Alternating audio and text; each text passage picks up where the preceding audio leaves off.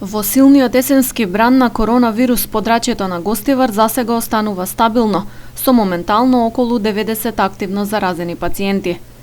Клучниот фактор во борбата против ковид секојдневно се повторува почитување на мерките, дистанца, маски, избегнување на групирање и редовна хигиена. Но во случај да се заразите, најголемиот товар паѓа на вашиот имунитет.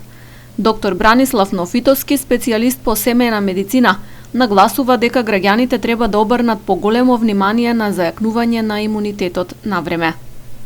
Ова е новата реалност. Да се работи на подигнување на имунитетот.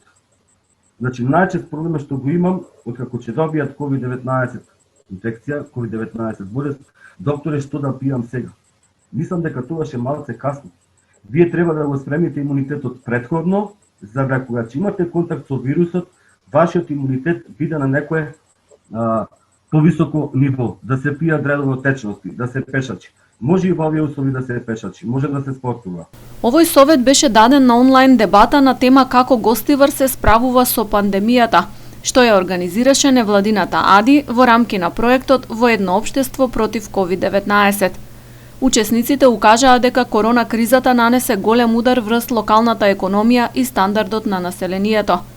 13 занаетчии ставија клучна врата, угостителите претрпеа огромни штети. На социјално загрозените граѓани дополнително им се отежни живеачката. Ковидот ја истенчи и општинската каса.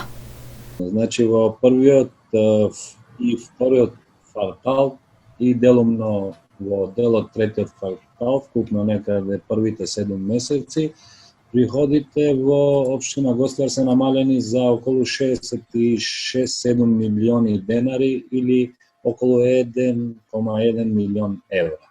Сето тоа говори во каква состојба беше и економијата на нашиот град, на нашата општина и во каква состојба беа граѓаните на нашата општина.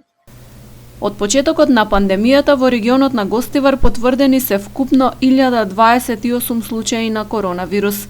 Најкритичен месец беше август, кога секојдневно се бележеа двоцифрени бројки на новозаразени.